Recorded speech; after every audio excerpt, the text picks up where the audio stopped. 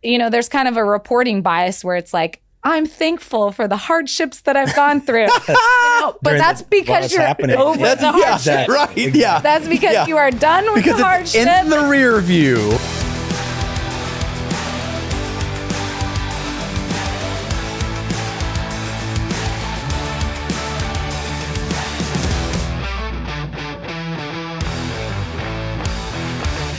Welcome to the show. We're joined here, as usual, with Mr. Zack Zillner. Good afternoon, guys. Thanks for listening. And we are blessed, honored, highly favored to have the brilliant and talented Anna Craig on the show today. Anna, how are you? I'm well. Thanks for having me, guys. Anna, not everyone will know who you are. They will after today's show. Can you tell us a little bit about yourself, your background, and what got you into coaching? Yeah, I am currently an associate performance coach at the University of Texas, athletic performance coach, and I work with women's soccer, women's tennis, and diving. I also work at Collective, which is a private social performance club, and I train a couple of private clients there and teach a few classes. So I span kind of across the private and public sector. And I originally got into coaching. I'll give you the shortened version of this, but I was a student at Texas Tech University and found out about the field of strength and conditioning. And I started to do some research, just honestly Googling who the Texas Tech University strength and conditioning coaches were. And I came across a man's name, which is Benny Wiley, and he was the head football strength coach there. And I thought, if I can do football, I can do anything. I'm just going to jump into the deep end. So I cold emailed him. He said, stop by my office. I think that was probably what he emailed me back. And and so I go in there and he's, this big intimidating man, and I don't have a lick of experience in my entire life. And I had played sports, but he interviewed with me, and he asked me what I was interested in, and I told him I was a Christian and I was involved in my church, and he said that in that moment he just felt like he should give me a chance. And I worked with him the next 3 years. He's a strong believer as well, but I worked with him the next 3 years at Texas Tech. And then if you want, I'm just going to complete my story here. Sure. I went to the University of Texas to get my master's. I worked with the men's and women's basketball programs there during the first year of my master's. And then Benny actually got hired as the head football strength coach at Texas when I was already there. And so just a full circle of, I guess, meant to be. Yeah. And so he hired me on his staff, and I worked with women's soccer from there. And when Mac Brown left, then I was able to get my two other sports, tennis and diving, and here I am. So how long have you been coaching? You've been coaching soccer, tennis, and diving. Mm-hmm. For how long? Gosh, my first year with soccer was 2013. So it's been 10 years. It might have been 2012, honestly. Maybe I'm losing track. 10 or 11 years. And then tennis and diving have been, shortly after that, they've been 9-10 years. So it's uncommon in the coaching world to be at a place that long.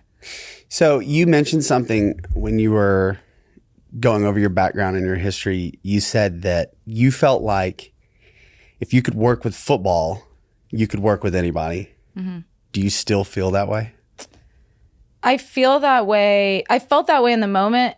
And yes, in retrospect, absolutely, because I was a 19-year-old female. So What I mean by that is not necessarily the makeup of the athlete or that football is a superior sport or something like that, but just in a way where knew I was going to be challenged to my max. Mm-hmm. And so if I could be challenged in that way, in that environment, then I knew I could swim in any other environment. Sure. How did you you go in there as a 19-year-old having nothing to do with strength conditioning. How did you separate yourself with the other interns that were around, and you being a female, coming into that environment? How did you set yourself apart from everybody else? Mm-hmm. Well, it's funny now having interns because you can see what it takes to be a great intern. You can tell within a week of having an intern if someone's going to be great. He said that on our last show. It's absolutely true. And so I look back and I was so scared in my internship of doing a good job, but that probably made me do a really good job. Mm-hmm. because I honestly, I just worked really hard. I just showed up on time, worked my booty off, and wanted to learn, wanted to be there. And it was a very demanding job for sure. I'm going to call it a job, but internship is very demanding. And I think just being responsible and working my butt off.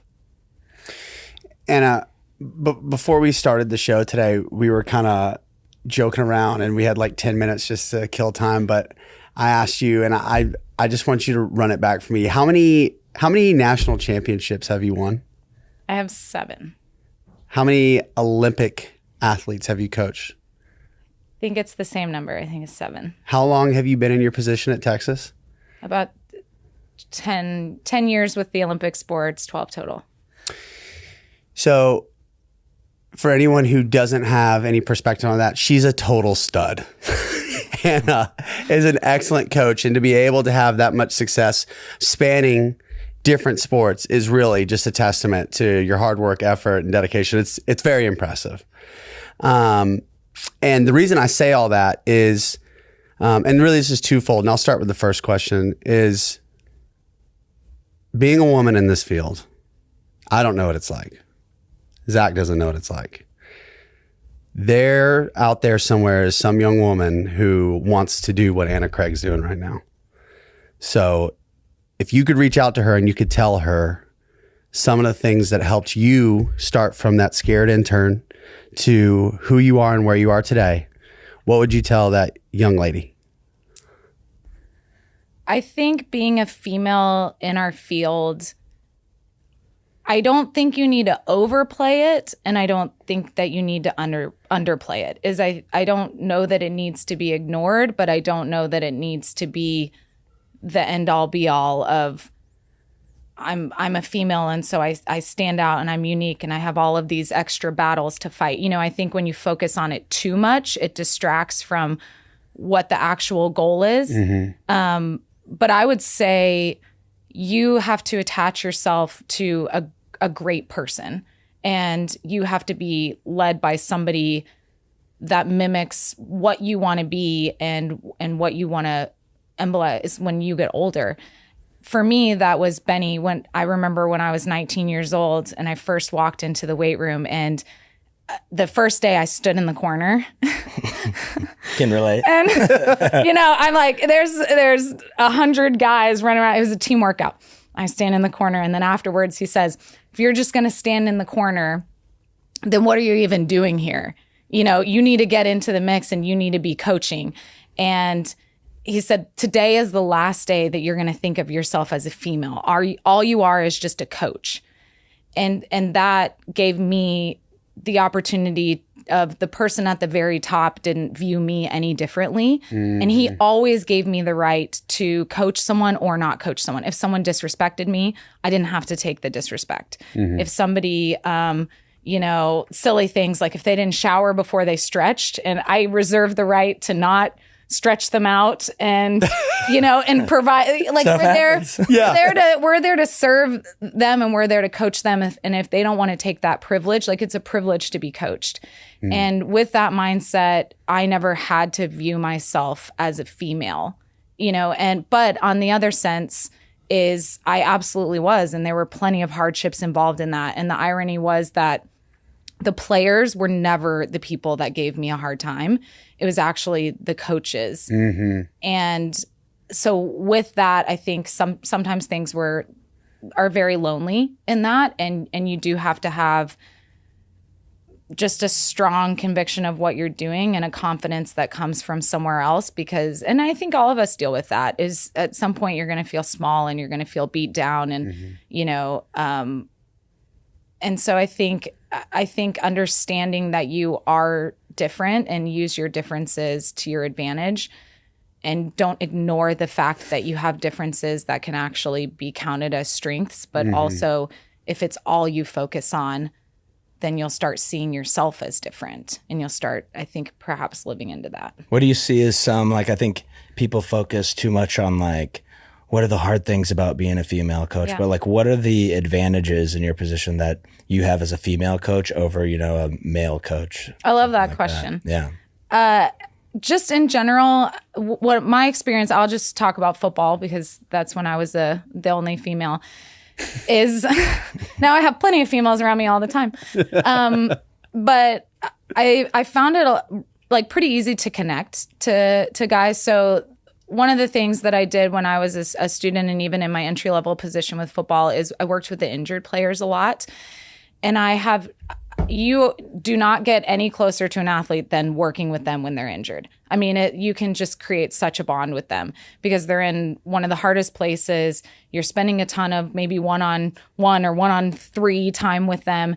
And I noticed that I needed to give more individual coaching, as I was never going to be the biggest person in the room that's like the big rah-rah, or I've never been a cusser or anything like that.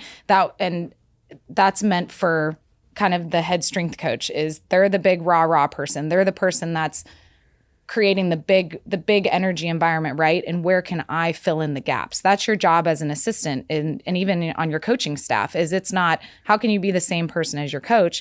It's where can I fill the gaps in? And for me, filling those gaps in was giving guys more individual coaching attention, or like a quieter coaching presence, not less intense, but more instructional, more attentive, more let me come and help you, let me come and kind of serve you. And then, just being for them, just making sure that they know that you're there to get them better. So I just tried to fill in the gaps kind of with my personality of where can I fill a different role that's not being filled. So you went with the coaching route, not the hype woman route. Yes. Wow, that's a good idea, I think. I think too many people see like the stuff on ESPN where coaches are yelling and waving a towel and all that stuff, and they think that's what strength coaches are. I feel like all the time people are like, you must be the loudest, craziest person ever. And it's like, well, it's a time and place for that. But at the end of the day, like, these athletes should be able to motivate themselves to do things. And I think it's how you were saying, like, the way you can deliver that message of coaching, I'm sure, is what separates you apart from everyone else you're working with and everything. And I think the thing, you're absolutely right in our field is, it's like the hype guy, right? The strength and conditioning coach is the hype guy. But coaching is... You mean you don't want to rip your sleeves off? I mean, sometimes pre-game? I do. Yeah. Sometimes I do, but not always. And I can just see you ripping your sleeves off and screaming, let's freaking go, but like, in someone's your face. Point is... But that should be what you want to do in that moment. Is like, you don't have to be the hype guy if it's fake. Right. If don't you're not manufacture actually it. hyped. Yeah, if you're not actually hyped and you're not excited to pump your athletes up, maybe there's a time for a different personality trait. Maybe there's a moment to be quieter and more individual. Maybe there's a moment to let the team be more rah-rah. Maybe there's a moment to hype everybody up. But I know, like, the best things that you can say to your team are when you feel that way. You're like, let's freaking go. Yeah. Like, because I want to go, because I want you to go, not because that's what I'm like manufacturing. Well, they know it comes at a place of like, you're serious about it. And I feel like if you're always rah-rah all the time, it kind of loses its effect of like, here goes Tim again screaming, but like if you're, your status quo, and then one day you come out there and, let's freaking go. I think there's a different message than the usual, like, let's go guys. Well, you made me think of something. So, like, the idea that you don't have to be effective. The idea isn't to try and be something. It's to meet people where they're at and to show up as an authentic version of yourself. We were talking beforehand. There, in my experience, there's an undeniable link between growing as an individual, growing as a person, and being an effective communicator, and ultimately being a better coach. So on a personal level, are there life lessons you learned or overarching principles that have made you into the coach that you are? Absolutely. I think like getting older, and the answer I would honestly give is like suffering. That sounds maybe bad, but I think that you grow because you have to grow. Most of us want to live comfortably and we want to kind of stay at the status quo. Our bodies all the way down to the physical level love equilibrium and love homeostasis, right? And we're the same personality wise. Is if something's working for you, you're probably going to kind of stay that way. And when you're really, really uncomfortable is when things start to change and morph, and you start to get pushback, and you say, okay, well, that's not working for me anymore. Or something goes on in your life and you go through something really, really hard and you learn compassion, or you learn how to treat people a little bit differently. And so in the process of going through hard things myself, my capacity for the right amount of compassion has grown. And also learning people's capacity in that is, again, coaching is it's not burying people, but it's also not giving things to people. Is you have to know what your athlete's capacity is.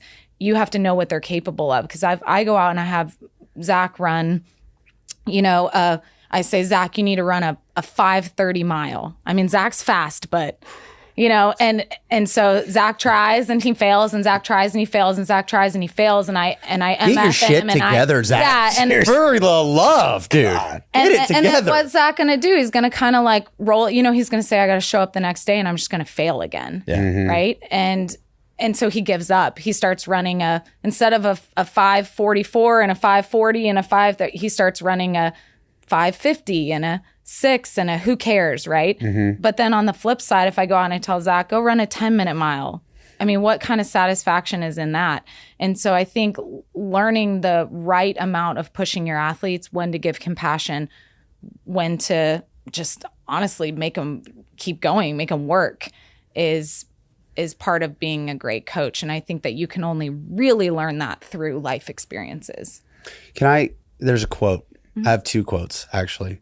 One, and I've recognized what you said as being true just in my professional and personal life, is suffering is the touchstone of growth.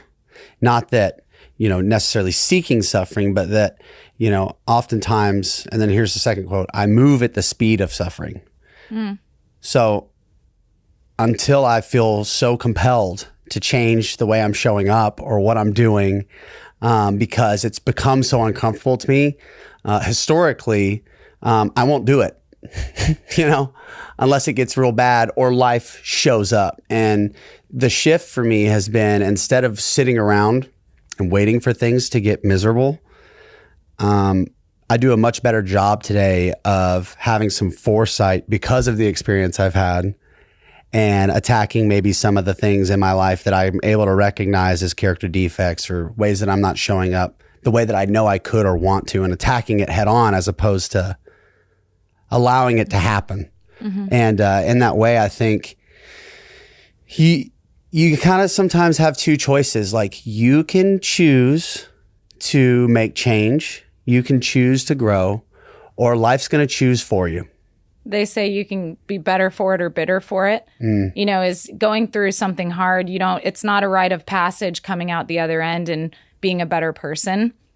You have to do the process correctly. And what suffering is not also ends up being a gift if you go through it the right way. Is anything can be a gift. But you have to do it well, and you have to suffer well, and you have to go through the process of refining yourself.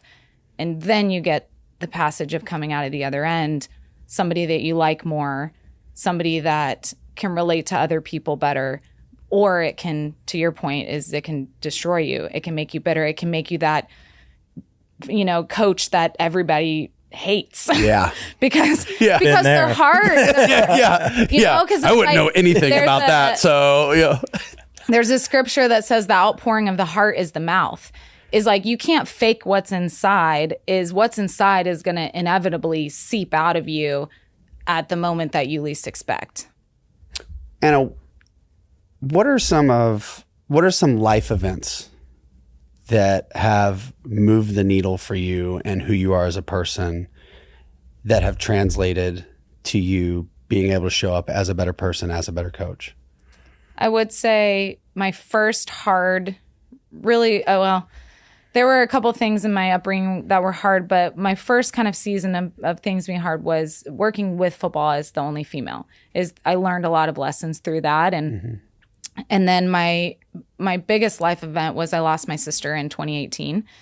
And she had some struggles all growing up through our childhood. And so I got a firsthand seat at somebody who really, really battled most of her life. And I learned an immense amount of compassion through that, because I was always the person that thought that you could just gut through things. And if you just tried hard enough and if you were just tough enough, then you could just get through it. And no amount of toughness and no amount of battling could get her through what she went through. And then ultimately it culminated in her passing away. And so a lot of who I am is the legacy of what I got from her. And something that's really special about that for me is she didn't get this long life of being able to impact people, or even when she was alive, she had a fairly small world that she lived in. But I get to encounter hundreds of people every single day. And so part of my drive is holding her legacy and kind of what she lived for. And she was always a better person than me. Anna, I find that hard to believe, but I believe you. And then, recently I've also gone through an injury, which has brought me into a whole new level of learning about my athletes and learning how to relate to my athletes. So, And what a great topic. Can we tease that out? Yeah. Because some of the biggest lessons, we've all been injured here, okay? The gift of injury, baby. So Zach got the gift, Injured with the gift of a ruptured Achilles working out with me and my buddy Daniel, who's also recently on the show. I've broken my back playing football, shoulder surgeries, hernias, jumper's knee, things that have kept me from doing the stuff I love to do. And I know you love to train. Anna, for everyone who doesn't know, she walks the walk. She's a total stud. Like, welcome to the gun show. Anna, she's an animal. Used to be at this point because I'm still injured. Okay, so tell all of us, what do you learn from injury? What have you learned so far? And how has it helped you with your athletes? What have I learned so far? That it is hard. Yeah. It is hard. And we have athletes. I mean, Zack and I work in the college sector. And so it would be a fluke of a season if somebody didn't have some kind of somewhat major injury, right? Yeah. An ACL or something like that. And so it's really put me in the perspective of what my athletes are going through. And it is a season where what you love most has been taken away from you. Probably your outlet for your stress, what you love, your livelihood, or, for our athletes, somewhat their livelihood, their passion. And it just gets stripped away from you. And you don't know when it's going to be back. You don't know how you're going to feel. It's this very kind of open-ended road. And it can be really lonely. It can be really isolating. It can be really uncertain. It can be physically hard. You're usually in pain. So there's a mental and physical component to it. There's a social component to it. There's a habits of daily living component to it. I mean, injury can be all encompassing. And I think just learning the difficulty of that, and hopefully I get through my injury at some point. There's kind of a reporting bias where it's like, I'm thankful for the hardships that I've gone through. But that's because you're over the hardships. Right. Yeah. That's because you are done with the hardship. In the rear view. Yeah. So with it still being very much in the front windshield for me, it's really interesting. And I hope that you re-interview me a year from now and I get to tell you all the wonderful things that you learned. Yes. But for right now, I'm still very much in the battle. And there's this phrase that I like to tell my athletes where you talk about dying to self. Yeah. And you just say, I don't feel good today. I'm hurting today. but it's not about me. You know that as a dad. Yeah. It's not about me. It's about the way that I project myself towards the people around me. And maybe I'm not going to be perfect, but I still have a job to do. And there's this quote that says, don't turn a dangerous season, or don't turn a hard season into a dangerous season. And what I mean by that is when you have something that's hard, keep the structures in your life, keep people around you to support you, try to continue habits that make you happy, try to keep structures, don't lean in towards being a recluse, don't pull away from people, don't press into addictive habits. So I've been trying to keep as much normalcy as I can and much support around me as I can as I get through it. And can I ask you what the injury is? Yeah, you'll have never heard of it because either had a lot of the doctors that I saw. It's wild. So it's called Hoffa's fat pad impingement.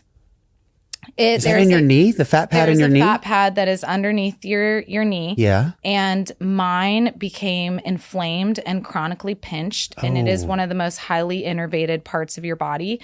And so it's pretty much this vicious cycle of once it becomes pinched, then it becomes inflamed, then it pinches more, then it inflames, then it pinches more, then inflames. And there's nothing you can do to gut it out. You can't push through it. It has been, and people deal with it for years. It is a really hard and rare condition. So I'm guessing like there's no real reasonable, it sounds like with stuff like that. First of all, the only reason I know about the fat pad is because of my buddy Jake Tura, who has just become a knee specialist in our field. It's been cool to watch. But was there like an initial like injury or something that you can point to? I know sometimes with stuff like that, it's kind of like. I was training for a marathon. And so apparently when it does happen, even though it's incredibly uncommon, it typically happens in females. And then it can happen in females that have somewhat high riding patellas. And so just by the volume that even though I was a lacrosse player, I run tons of miles every week. I had trained for half marathons, but I had never done a full. Yeah. So just the mileage I was doing, I think just sent me over the edge. And then I started feeling this very, very distinct joint line pain. And it was undiagnosed for 8 or 9 months. Oof. And then I finally got a diagnosis, but at that point, the inflammation and the problem had just revved up to incredibly high levels. But I had doctors telling me I needed to just see a psychologist, that I didn't have anything that could cause as much pain as I was in. And so if there's anyone that ends up listening to this podcast that needs some advice on anything with that subject, like I'm 100% would be honored to answer any questions. I also feel like a knee specialist at this point because nothing makes you research something like when you're dealing with a problem. 100%. So I have researched everything from bursa to plica to meniscus to fat pad to patella alta to, I can tell you some things about knees now. So what's been your biggest takeaway from, like we talked about, our outlet is like being physical, being active. And when I got hurt, like when I couldn't work out or anything, it was like, I don't know how to read. I can't write. Like this is a tough situation. I'm not going to sit and watch Netflix. I'm not going to take up knitting. No, God, no. These hands. And so like, what are different things that you did to, keep your mind off the injury? And then like, what have you done to help better relate to, your current athletes that, they come in, tear an ACL. I know our identities are a lot with physical movement, but I can't imagine, a college athlete who maybe has pro aspirations, like how they're dealing with that kind of stuff. Hopefully we're more emotionally mature than an 18-year-old. Tim, maybe not. Not even close. But like, what are different things that you did to help, cope along the way? And then like, what advice do you help with your athletes that, you're involved in the rehabilitation process, not just physically, but how do you help their mental side with everything? Mm-hmm. I think I always tell my athletes, like we're moving forward, like we're moving the bus forward. And so wherever you're at is your starting point. And maybe you're not moving very fast, but whatever you can do, we're going to do. So if you don't have a healthy knee, we're going to work your upper body or we're going to work your core. I think being really physically active, you still need an outlet. And so I would encourage coaches to just help their injured athletes continue to be active in any way that they can, whether it's I've sat on a chair ski erging for hours. I was just about to ask, like, what have you, and you finished your question, but I'm interested to know what you're doing currently now to work around. Yeah. So I think first of all is still continue some sort of physical outlet if you can. And then outside of that, you have to become a more multi-dimensional person. We tell our athletes all the time, there's a lot of irony in it because we're like, dedicate every hour of every day to your sport, but also don't put your whole identity in your sport. Diversify yourself, right? You better be doing your sport all the time. Yes, but you also better be doing your sport all the time. So I think it's important. You have to have something outside of sport. And for me, that was my faith. That was my support system with my friends. I'm very close with my parents. So they kept me afloat, mentally and physically. And with our athletes, you have to encourage them to make sure that sport is not their whole world, or else you will have an identity crisis. And maybe that's a good thing. Maybe, I was actually sitting in my backyard with a friend the other day, and she was asking me about updates on my injury. And I was like, gosh, it just feels never ending. And she goes, I just want to affirm you that if you never get better, you are so much more than being physically active. She's like, you are. Did you cry when she said that? I didn't, but it come on. You can be honest, because that's very kind. I think remembering that you are more than your sport is if you could never walk again, or if you could never do what you love again, is there more to you? And I think being reminded of that. And you asked me, what do I do to keep my athletes going? So unfortunately, this last year, I had a crew of a couple of injured people at once, just kind of the perfect storm. And we formed a club. I'm not going to say the name of the club because then it will give away all the injuries. But we formed a club that was descriptive of the injuries that we were all dealing with. Okay.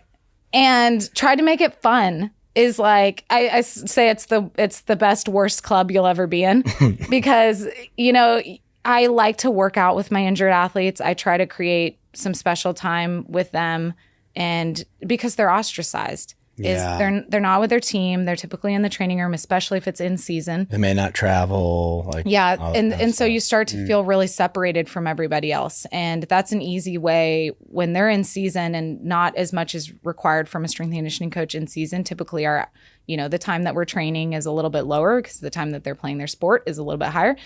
And so I have some extra attention to give at that point. And I'll try to make fun training sessions with them. I'll try to just have real conversations with them. And that's not a forced activity. That's because I really care about what's going on with them. So I'll try to, make things as fun as they can be while you're injured. And sometimes that's half the battle, just breaking up the monotony of, all right, another upper body day, another upper body day, another upper body day. Right. No, that's cool. I think my biggest thing was like when athletes get hurt, we just think of the physical side, like how quickly we can get them back. But I think we neglect like the mental side of you can't do the thing you love. You're watching everyone else that you're friends with doing the thing you love. Not really sure if you're going to be back to doing the thing you love. Like that's a tough thing to come to grips with. I think we should switch gears though. I got some good stuff for. Okay, let's do it. So you're obviously an elite level college coach.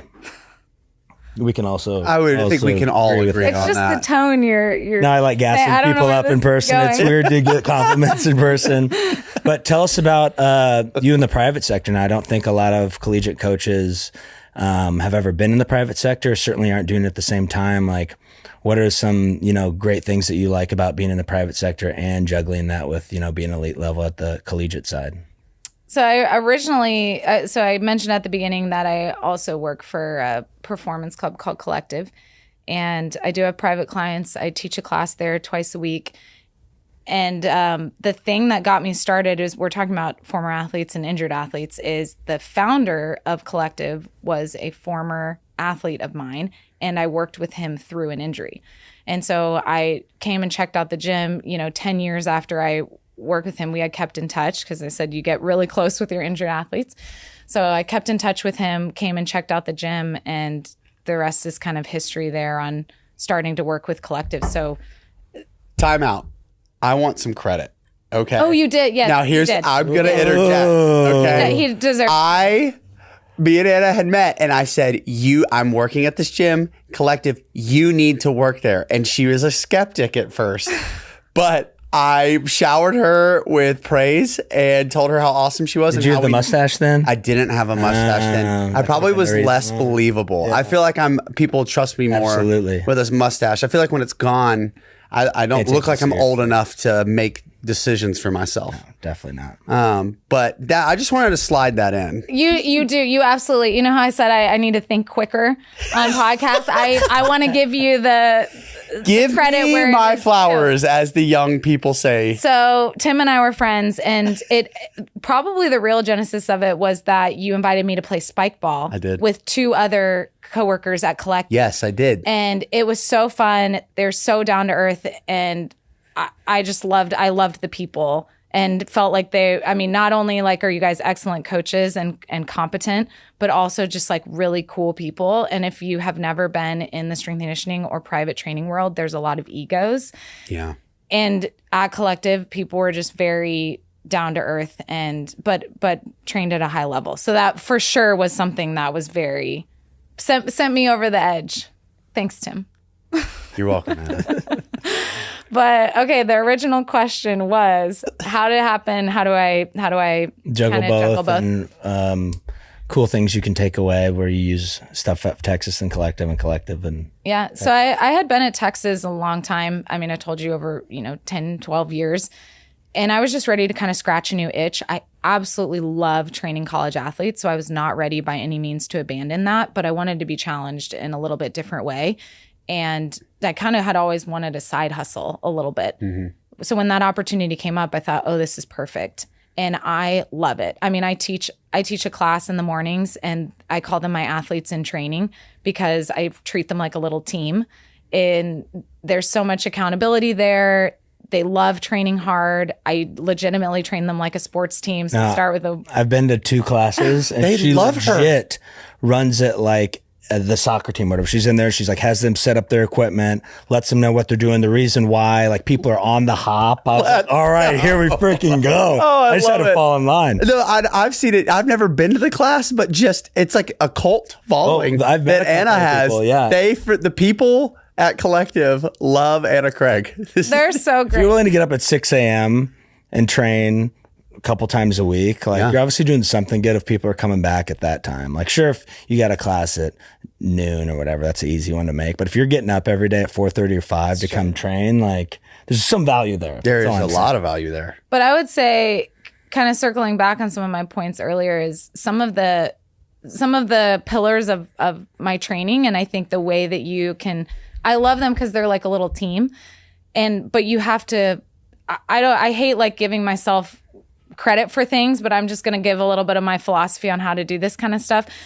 But there's 3 portions of intrinsic motivation. So in order to get your butt up and train every day at 6 a.m. is you kind of have to feel some sort of pull in doing so, right? Mm-hmm. And number 1 is community, is relatedness is actually the term for it in intrinsic motivation. So having the people around you that are getting you going, feeling like you're a part of something. Number 2 is autonomy. So feeling like you do have some sort of level of choice and you are an individual still within that setting. And then competency. So the right amount of pushing, right? Is nobody wants, a lot of classes like bury you.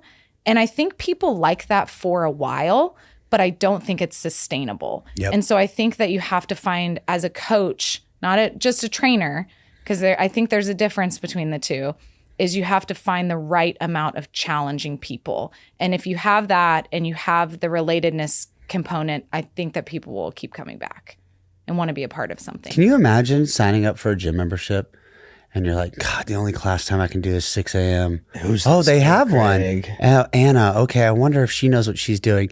And she's won 6 national championships and trains Olympians. And then you walk up in the class, you're like, oh, I wonder if this is going to be a good class. And she's got you literally setting stuff up and on a whistle, like moving. I'm not on a whistle. It may or may not be a whistle. I haven't had a whistle in years. No, it's high level, and like cannot confirm the athletes or deny the whistle. I'm going to call them athletes. athletes that take your class. Yeah.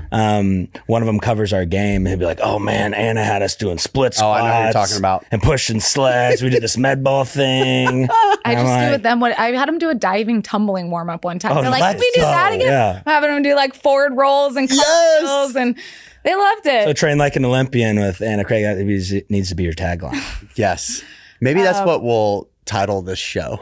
Train like an Olympian, like Anna Craig. But you kind of asked me on balancing the two. So in other words, it's not that different, I guess, is what I'm kind of trying to say. Is everybody thinks that training athletes versus training the general population is just like, oh, you train athletes or you train general population. There is no crossover between the two of those.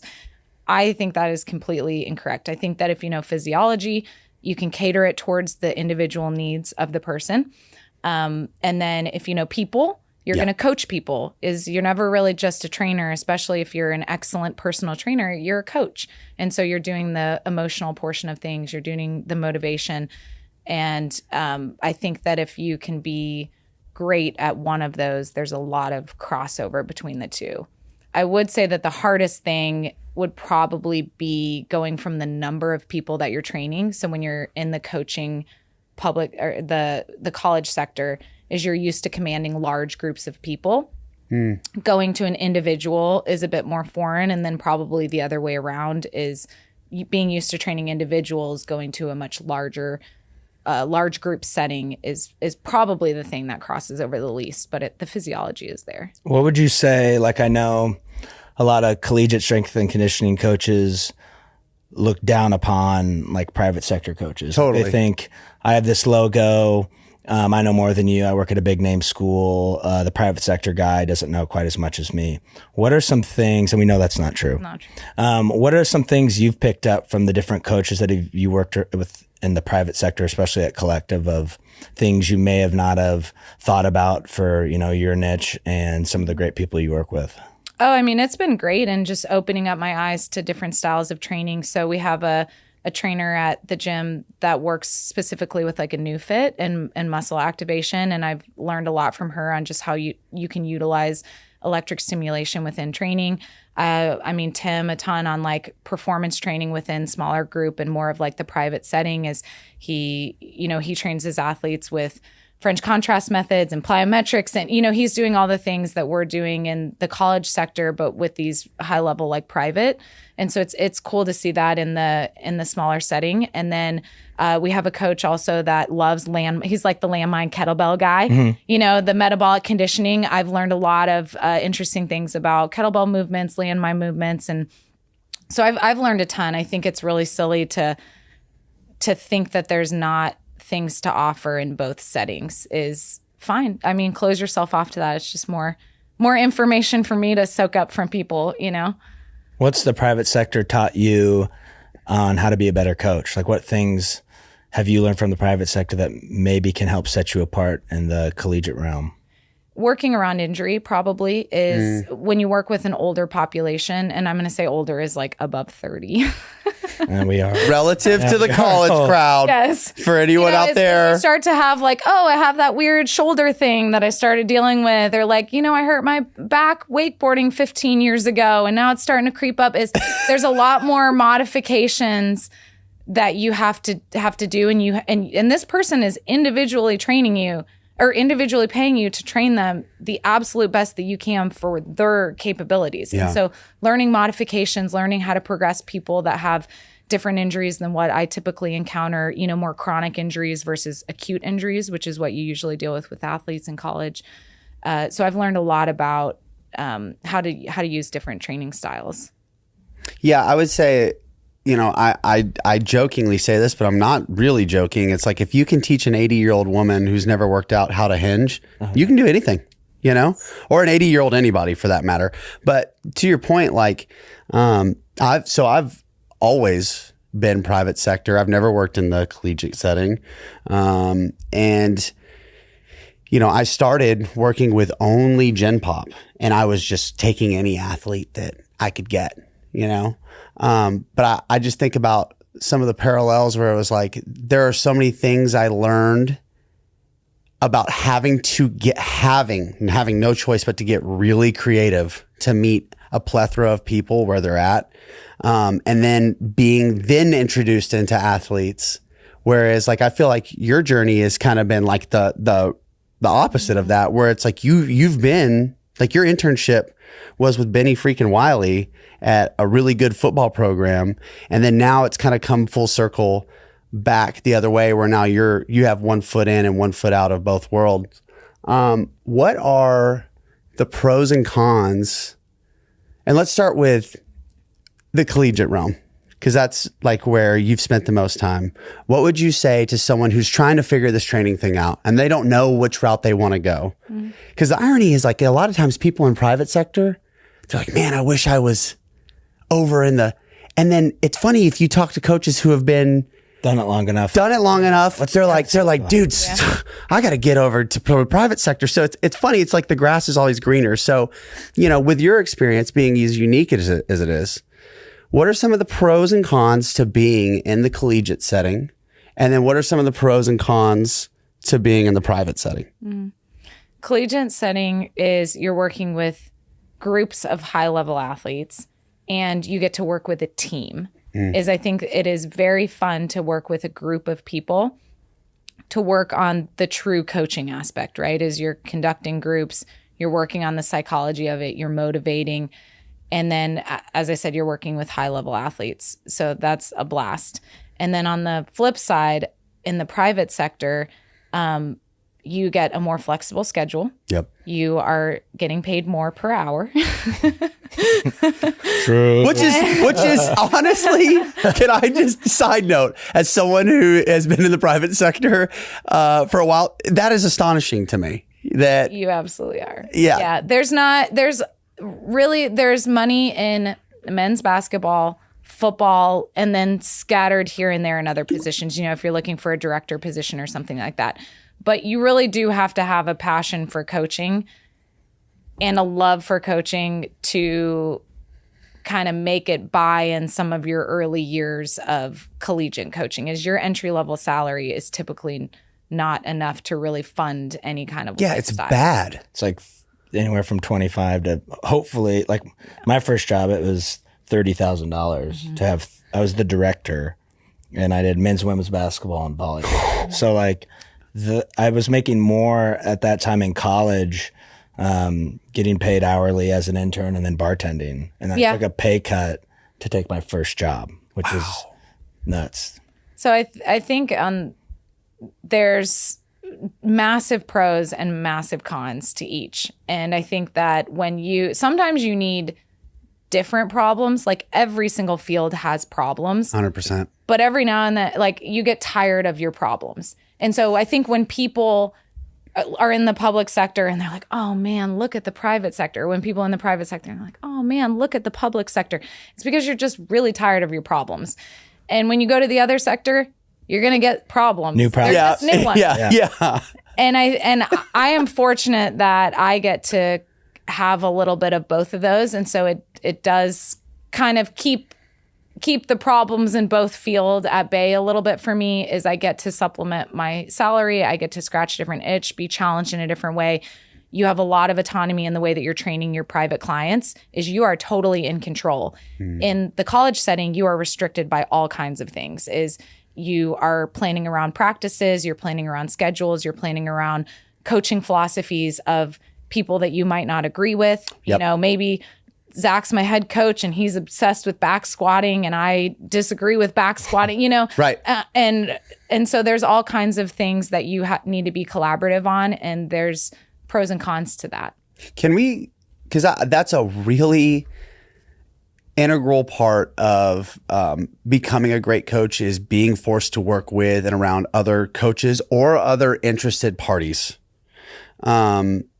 And my experience with that has been, I would say most coaches who are in my position in the private sector have been in the collegiate realm at some point or professional realm at some point, whereas I wasn't. I was constantly interning and putting myself in positions to try and learn from people who were doing what I'm doing today.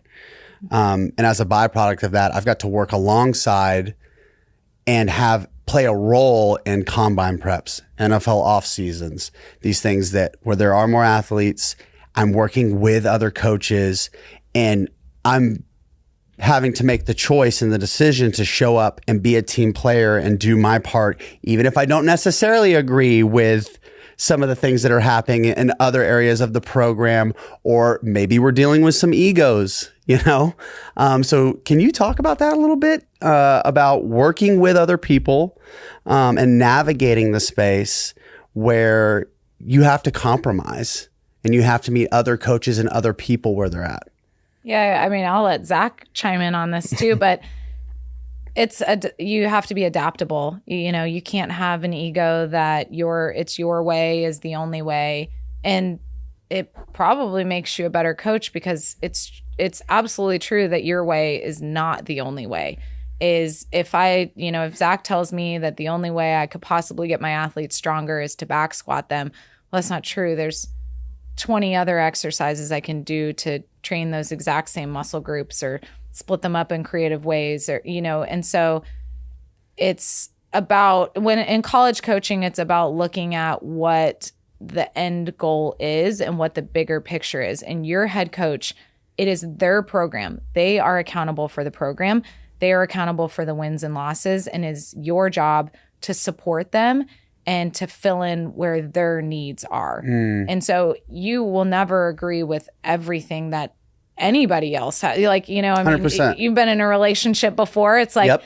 You've had parents, you've had you never agree with every single thing that somebody else believes. And so I think it's being supportive, realizing that we're all driving the bus in the same direction, and doing the best that you can. It's never going to be Disney World, but there's ways that you can accomplish what the end goal is, no matter what your obstacles are. Yeah, I think it's tough because you need to put yourself in that head coach's shoes. So like, if you're the head coach and you're making $3 million a year to win this many games, like, I bet you'd be micromanaging everybody, especially, let's say I got a new strength coach and I don't really know, like, are they good? Are they bad? Or the things they're saying I'm not used to the same things that my old strength coach was saying. Like, is this stuff true? So I get why. And a lot of these coaches, especially when we were younger, they've been coaching longer than we've been alive. So if Anna comes to my office at 24 telling me, you know, our conditioning test is stupid, and I've done the conditioning test for 30 years and I've won this many games, like, why would I take her advice day one? Right. And so it's like, what little battles am I willing to, you know, show some grace, and maybe they can win that battle. And then there's stuff where, like, you know, you pick things that you want to stand by, but also know the time that of, like, it's your team. If you want to do a marathon as our conditioning test, like, let's get ready to run it. But I think it's, you know, a collaboration with both. But a lot of it's like, I know for me when I was younger, it was like getting rid of my ego, and maybe I don't have all the answers. So yeah, I think that's the biggest thing, of knowing what to battle and then be adaptive. If you're not adaptive, like, good luck. Mm-hmm. You know, you touched on a topic and a truth that I've kind of uncovered. And that's training works. People can have other influence and people can do things differently. And in fact, most coaches don't do anything like every other coach. And people get really, really good results still. So it begs the question to think, you know, like, there is no best way to get something done. Mm-hmm. That being said, Anna, when you look at training as a whole, what are some of the things that you like to prioritize? What are things that are important to you? And how do you bring everything together? Mm-hmm. With my teams, or maybe even with my private clients, is I like to look at where I want to get to. So I like to look at the destination. So in the college setting, you're going to look at what are the demands of playing the game or the sport. And then you say, okay, well, where am I trying to get? And then where am I starting? And then the body is actually it's very smart, but it's also very dumb, right? It's you give it a stimulus and it adapts, and you give it a stimulus and it adapts. And so you say, okay, well, am I a sprinting sport? Am I a power sport? Am I, what are the qualities that I need? And they're called key performance indicators. And you can really get into the weeds with them. Like, I can tell you what an elite level diver, what their vertical needs to be in order to be elite. Like we can get into that. And so I'll work backwards and I'll say, okay, well, if you need to get to about 33, 34 inches in order to be an elite level men's diver, then, and you're starting at 29, what do we need to work on? Is we need to get you stronger. We need to get you more explosive. We need to work at rate of force development. And so then I'll build the program progressively from there. And I just look at it as, okay, what's the stimulus that I need to give in order to create the adaptation to get to the destination that I want? And that would be from a performance standpoint. From an injury standpoint, so I think there's kind of two different buckets of training. Is there's the injury prevention, right? And then there's the performance enhancement. And so looking at the performance enhancement, that's how I kind of do things. And then I'll also say, what are the typical injuries that somebody in this sport deals with, or with my private clients? What are their pre-existing injuries? What are injuries that people kind of start to deal with as they get older? And then how can I also build in things that can help in those buckets too? And maybe they serve the same purpose, right? Is you can take a rear foot elevated split squat and you can make your legs a lot stronger doing that, but then you can also build things like foot strength, and you can, build strength around the knees and the VMO. And so I think that there's ways to kind of double dip on that, but I usually try and start backwards to say, what's my end goal? Where am I starting? And then how can I build the stressors and the adaptations in the middle in order to get there? So if those are like your outputs with training, like higher verticals, getting stronger, whatnot, what inputs do you do for them to have them buy into your training, and actually what motivates them to train? And I want to go a step further. You've worked with men and women. What are the different ways that you've seen that men respond better to, women respond better to, or things that either group hates and you shouldn't do? So you kind of mean as far as like the psychological standpoint, or more of like the physical standpoint? Let's go psychological, just because like I think you have a great program written and everything. How do you get those athletes to be motivated to do those certain activities you want to do? Because most of these athletes, they don't come to you because they love lifting. It's usually they love soccer or tennis or diving. So how can you make it relatable to them that they want to put in the work and do what you're asking? First, you have to educate them. So knowing the why behind what you're doing. I think the era of the athlete just following you blindly is over. They want to know why they're doing it. They want to know what the destination is. And then we take a lot of data. And so just making that data available to them if they want to see it. So, am I making progress from week to week? How is this paying off for me? So if you can show them tangible steps of you are getting better, your vertical is getting higher, you are getting stronger, that's going to inherently be a little bit more motivating for them. So I think there is an importance in taking data and giving them success along the way. It also is great feedback for your programming. So if they're not getting better, what am I not doing? What am I not doing? Is it my programming? Is it because I'm not motivating them very well? And then from a psychological standpoint is people are people, and there are a lot of similarities between men and women, but there are also some unique kind of differences there. I think, first of all, working hard can be really fun. And I want to make it fun for my athletes. It's not always fun. Sometimes I will get on them and make it less fun.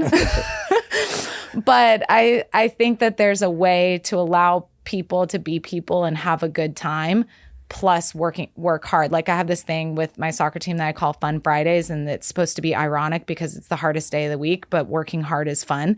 And there's this like bonding element to working hard, right? So first, with a group of people in general, is you need to bond them. And men kind of bond through like physical feats, right? Is usually the best athlete on a men's team is going to be the most popular guy on the team, right? He's typically going to be the leader. And you kind of need this like physical status in order to have this like social status. That is not true on a female team. Is your most talented athlete, your strongest athlete is not necessarily your most popular athlete or your leader of the team, which can be interesting because what happens if the leaders of your team are not the ones that are driving the work ethic or are not the ones that are showing up on the field every single week, right?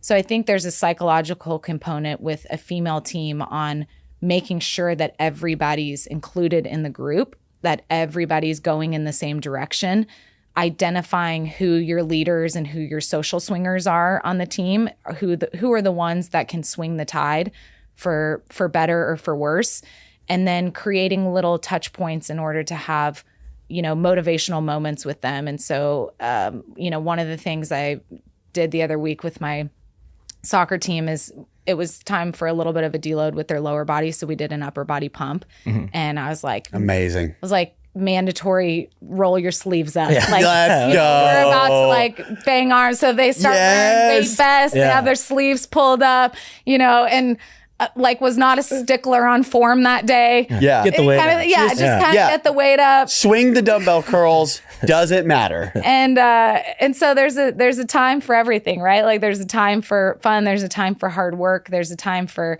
and I think from a psychological standpoint, the art of coaching is knowing when it's time to change the tune. I guess that's the way that I would define that. Would you agree with that in college? No, I agree. I think what you said, what was great was like you have leaders, and then I call it like influencers, like people that have great influence on the team, and not necessarily in a good or bad way. There's just people that whatever they do, even if they're not a good player, like people are going to gravitate towards them, whether they have a good personality or they're negative. So what do you do? Like, let's say you have someone on your team that is a person of influence. Everyone likes them, all that, but they're one of your least hard workers. I feel like that's a huge obstacle that most coaches run into. Yeah. I want them to at least be a positive person. So I think there's 3 people on a team. There's the people who are pulling the cart, the people in the cart, and the speed bumps, right?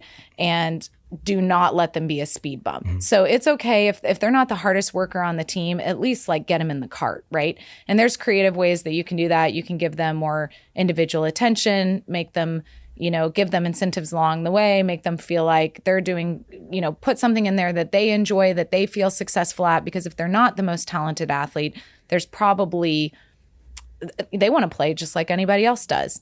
So are they a weight room person? Are they a running person? How can you make them feel successful and highlight the area that they feel successful in? And I think you should do that with your athletes in general, is if you have an athlete that's not playing a lot of minutes, can they feel success in running? Can they feel success in lifting?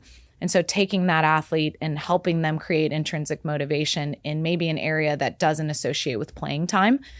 And then I think at some point, if you need to have a hard conversation, you have one, is don't be afraid to be honest with an athlete and say, everybody else is going in the right direction.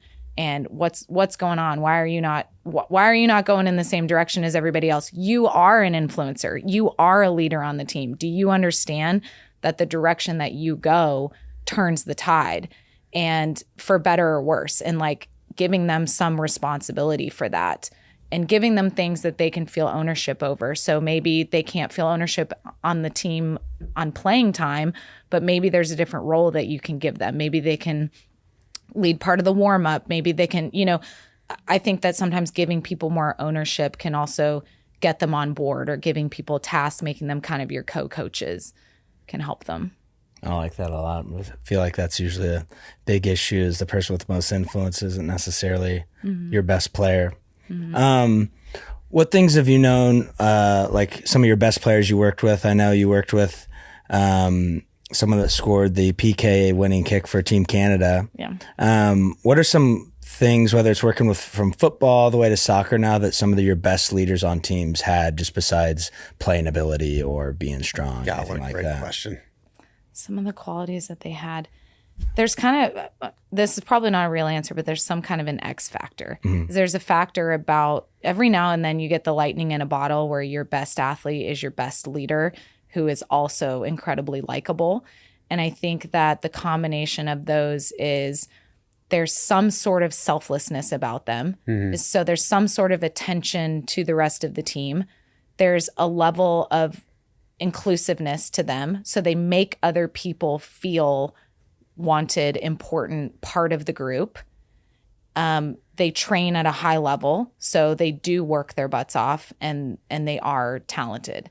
And it is so hard to have that combination. I feel like you get one of those like every 5 years. And when you get one of those, you're like, this is our chance. Like, it's really your biggest shot. Of any team I've worked with that have gone to a Final Four or a national championship, they had one or two men or women on their team like that. That was like, it was the hardest worker, best player, and had the best energy. I just can't help but think of Tim Tebow. Oh, seriously? I mean, No, that's literally. I know. Yes. It's hard because especially there's with men, competitiveness is more outward, right? Is you and Tim want to compete with each other, you're going to go arm wrestle, or you're going to go see whose vertical is the highest. See whose vertical is the highest, and then you're going to feel superior. And that's literally all our workouts are together is just us trying to outlift one another and then screaming and yelling and hyping each other up when it happens like that. And then you squash it, and then you walk off and you're pals, and you know it's the best. Yeah, and women actually have this underlying social competitiveness. So women's competitiveness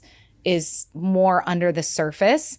And I don't know if there's probably something historically like physical to that, right? Is we're not as big, we're not as strong typically, we're not as fast typically. So we do rear children. Yeah. Mm-hmm. And so, you know, back in the caveman times, y'all are out hunting and gathering, and we're like rearing children, making clothes and stuff, right?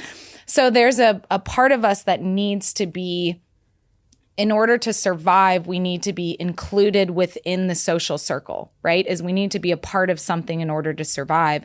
We're more communal. Mm-hmm.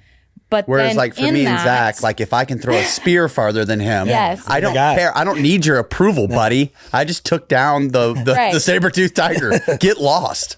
And then there's like there's kind of a mate competitiveness there with women that has to be a little bit more subtle. And so all of our kind of physiological competitiveness happens in this kind of under the surface type of way, which is how women get the reputation of being like catty towards each other, saying rumors, exclusive. You know, we're much more catty towards one another typically. And I think it's because the level of competitiveness is this like social world of competitiveness, right? And I think, and that can be incredibly difficult as a coach and in commanding a group of people. And you probably even see this in your daughter's social world eventually. Yes. You know, already.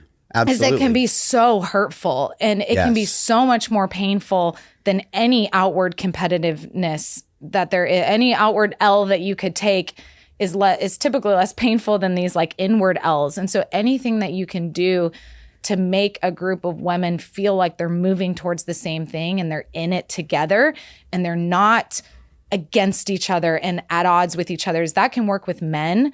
That does not work well with women, is putting them at odds with one another. And I always say with my teams, and this is guys too, but like, don't demean me, coach me, is no one will turn on you like a demeaned and embarrassed athlete. Is no one will recluse back or go in the opposite direction of the group as someone that has felt scorned, right?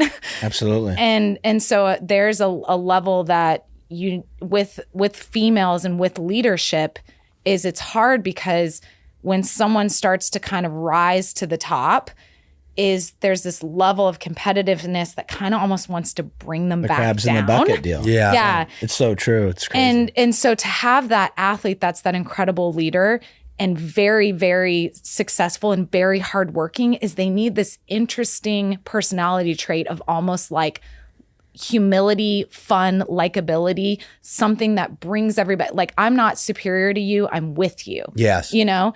And that is, I think, unique in women's sport. So for you, you have an interesting role because you work with the athlete more than any of the other coaches. So, you know, coaches every offseason, like, who's our leader this year? Who are we going to make our leader? What do you do to help, you know, these certain players that they want? Obviously, they want their best players to be their leaders.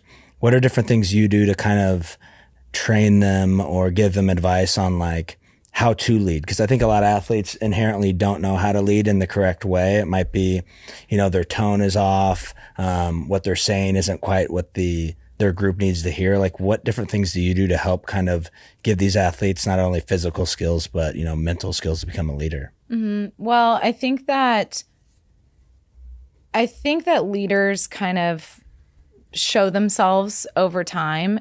I like to give responsibility to all my athletes. And so I call them all my co-coaches. Is I'm trying to actually coach myself out of a job, is if I can give them so much responsibility and I can make them feel like everything is so much theirs and they are responsible and accountable for everything, every single one of them. And maybe they play different roles, but I want them to all to feel like they're leaders. I want them to all feel like that they are taking just as much of a part in something as somebody else. Because that's what we say to them, right? Is, that we need the last person on the bench in order to win a national championship. But like, do you mean it? Do you actually treat them that way or coach them that way? And so if you do need that person, then what role can they play? And then if your best player is not the best leader, then who's going to develop within that span and then helping them kind of develop the qualities that they have. So I think, your question is kind of how do you help them? I like to see where my athletes are at. I like to see who I think fits specific roles, and then how can I help enhance them within those roles? So we all love to do the things that we're good at, right? And so how can I help exaggerate the things that you're good at? And then if I need a real conversation with somebody, then I will. So Zack, you're my best player, but man, you're a turd to everybody else around you. Hey, Zack, you're our best player, but you are not motivating the rest of the team. Like, I don't need you to be a speed bump. Can you at least be in the wagon? Can you at least be going in the direction of everybody else? How can I get you there? How can we make sure? Okay, little by little, maybe year 2, Zack's like kind of on board. Okay, maybe year 3, now I start to give Zack a little bit more responsibility. Maybe Zack kind of likes that responsibility, So I think that there's a process to it as time goes on. How are you able to build, because I can sense like a tone of like, you're okay to be real with your athletes. Like, hey, this is what I see. This is an uncomfortable conversation. Like, let's have it. Besides just being there, you've been the strength coach there for pretty much a decade. Like, what are some things you've done to kind of set yourself up in a position to have those real conversations with those athletes? I think it's just them knowing I care. Like, I absolutely love my athletes and I would do almost anything for them. And I talked earlier about like, you can't fake what's inside. That's right. And like, I actually really, really love my athletes. And so if you're my athlete and I'm correcting you, I hope that it's because it comes from like a deep place of me caring about you as a human being. And I know you want to win. I know that you're here for a reason. And then also that you want to feel like a valuable member of society, right? Like you want to form into something that you're proud of. And as long as people don't care how much you know until they know how much you care, right? Absolutely. And so that opens the gateway to having really real conversations with people. Is if I care about you and then I instruct you, is you are going to assume that comes from a place of love rather than a place of like scorn and discipline.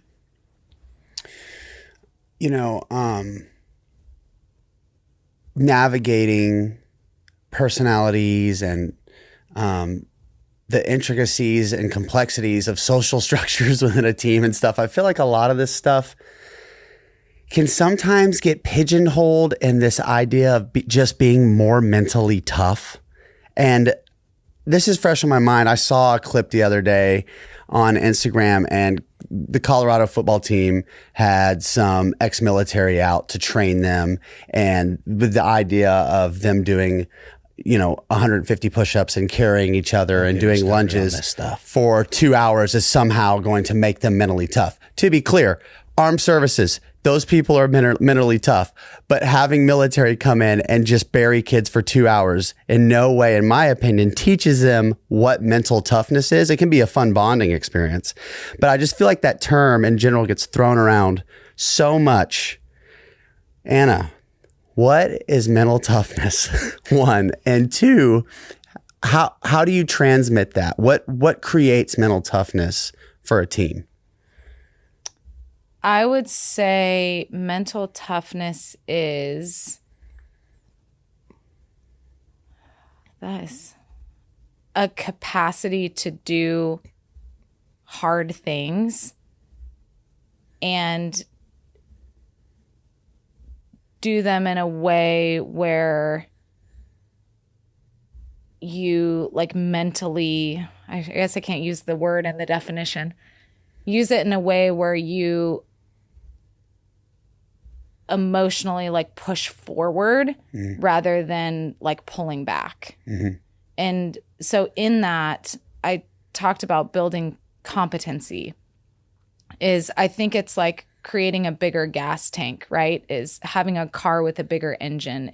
Building mental strength is, and I think we can fake mental strength, right? Is, you know, people say this person is so tough, like and maybe they grew up with trauma or something that was like really difficult for them. And then you get into a mindset of, you know, maybe something else hard happens and that person actually emotionally can't handle the next thing that comes. Is there's a point where it's too much, right? There's a point where if you don't have the system around you to help you through those things and to guide you through hard things, then I don't know if your capacity is being built or if you're just gutting it out, right? Is you want to build capacity by feeding people something challenging, guiding them through it, supporting them through it, making it to the other side, feeling success, and then letting them go through something else hard, right? Is it's the parent that allows their child to make mistakes and then like opens their arms up to like embrace them when it happens, problem solves with them and helps them move to the next thing, right? Yeah. It's not abandoning them. It's not pushing them past their capacity. And so I think that maybe some of mental toughness, instead of just kind of like creating moments of trauma for people, you know, maybe I think life gives you enough things that you need to be tough about. 100%. You know, like if you do things the right way, if you train sport the right way, things are hard. Training is hard. Competing is hard. Going through life is hard. Yeah. And so give them the appropriate dosage, support them through it, coach them through it, and build their engine to be bigger than what they thought it was before, you know? And then you get this like, these basically like stones of remembrance at that point, right? Is now you've built these pillars in your life as time goes on, and you say, okay, I did this really hard workout, and I did not think that I was going to make it, but I made it, and I did it, and I got through it, and I succeeded. And so the next time this hard workout comes, I can do it. I can make it through it, right? And so it's building those things so that now they have this whole arsenal of experiences of when they come back to it, then they know that they have the capacity to do it. And I think that can happen physically or emotionally, but you can't jump the... You can't manufacture it. Yeah. You know, when you were talking earlier, you were talking about how you were talking about suffering, and you were talking about how you choose to walk through that suffering ultimately is the indicator for whether or not it's going to be an asset or a setback for you, and how you're able to work through that stuff. And when I think about the idea of, you know, selectively traumatizing a team in a workout or an event in the name of mental toughness, it's really short-sighted, because I firmly believe that like the only way that mental toughness is acquired is by navigating hardships, particularly in a team setting, in this open experience of like, you don't get mentally tough from like coming up short in a fourth quarter by winning fourth quarters or making the play. You do it because you didn't make the play, because it didn't work out. And then it's how a coach or a staff is able to help that team collectively process that in a way that's healthy and productive, and then shaping it in a way that's going to be a fuel, something that can be a driver.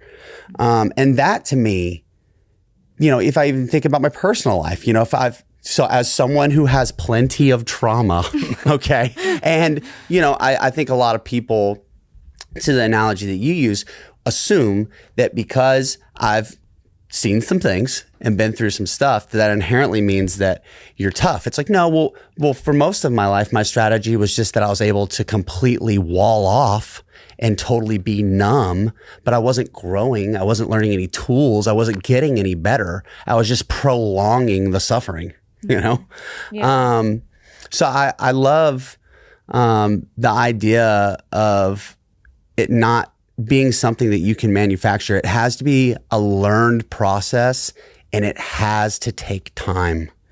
Zach. That's the big thing. I think what you said of like building the capacity to handle stress, whether mental or physical, like it's just like working out. Like you don't get stronger in one workout. It takes years and years, days and days of consistency. And I think it comes back to handling that stress and then doing the things you don't want to do that need to be done. Like we talk about mental toughness all the time, but like if an athlete can't make it to class on time, like to me, that's mental toughness. You're just not willing to set your alarm 10 minutes early to grab your breakfast to get to class. So like, what are we talking about here? But in your point of helping these athletes or yourself, like build this tank, like it's not a 2-day seminar or a novelty workout here and there. It's literally putting these, plans into play to do every single day. I kind of say this thing, or I've said it to one of my teams before of, this scene in Lion King where he's like, Simba runs off and then Rafiki gets him back and he looks in the pool and he's like, remember who you are. Yeah. And I think that coming back to, like, everybody needs to come back to who they want to be and what they are. And there's something really valuable in mental toughness on remembering who you are and remembering who you want to be when things get hard. And we all waver off of that. 100%. We're all going to veer off the road, and we need somebody to bring us back in and say, hey, no matter how long the storm lasts or no matter how hard it is, there's another side, and you can be proud of the way that you did it. Like you can come to the other side no matter what the outcome is and get to say, I'm proud of myself for how I conducted myself. And I even have those things in my life as I have kind of these like, who am I statements. And I say like, I am resilient. Like I can weather the storm, right? I am compassionate. Like I can show people kindness and just kind of say when all goes to hell in a handbasket is recentering yourself and looking in your metaphorical, mirage pool and saying like, remember who you are right now. And everybody, unless every now and then you get someone who's just a horrible person, right? Who just inherently, you're like, I don't know. Yeah. There's something a little evil in you, right? Yeah. But 99.9% of the population wants those things. Like we want purpose. We want to be proud of ourselves. We want to come out of the other side, but we veer off and we lose our way. And it takes time from the people around you to recenter you and to get you going again. I love that you made that list of things like I am resilient, I am compassionate, because I think when you're making decisions, you can ask yourself, would a resilient person do this?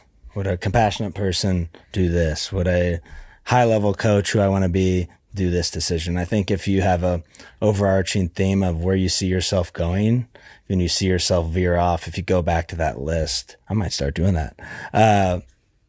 Might be the best course of action. She's so good, man. She is so good. I mean, how many national titles? Oh my God. All joking aside, Anna, we're coming up on time, but I just got a couple more questions for you. And are they rapid fire? No, they're not. They're not. But they were definitely not prepped. So, looking over your career and your life, is there anything that you would go back and alter or do sooner or do differently? Can I just say no, everything happens the way that it's supposed to? That's acceptable. Yeah. I think, there's things where if I could go back, I'm like, oh, that was dumb decision, or that was a really hard season, or I wish I could have coached that person differently.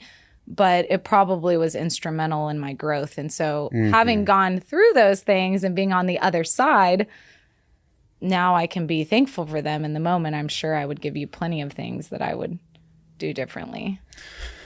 What's next for you? Oh, I don't know. Life just flows. I think that if you work hard and, you know, knock on doors for opportunities, like I think you got to be checking door handles.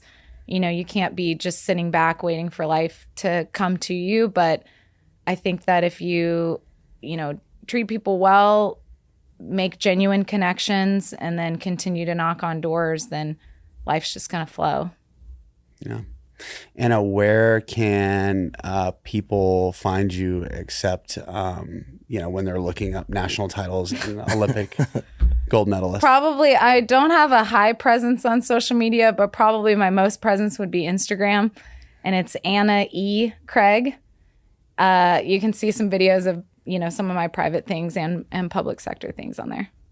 By the way, just for everyone who's made it this far in the recording, the reason why I keep bringing that up is because Anna is such a humble person that anytime she's around, I like to give her shit about how much success she's had because it makes her so uncomfortable, and it genuinely, I get a kick out of it, but also because I think she deserves to hear it. So thanks, Tim. Zach, anything closing for Anna? Thank you so much for coming on. We need to do part 2. Absolutely. I'm fired up, ready to go. Yeah. I might have to go train or classes tomorrow morning. Classes tomorrow morning. I might be there. I might make an appearance. 6 a.m. class with Anna. Oh my gosh. All right. Well, thank you to everyone who made it this far listening. We were here with Anna Craig today. Anna, thank you so much. Thank you guys for having me.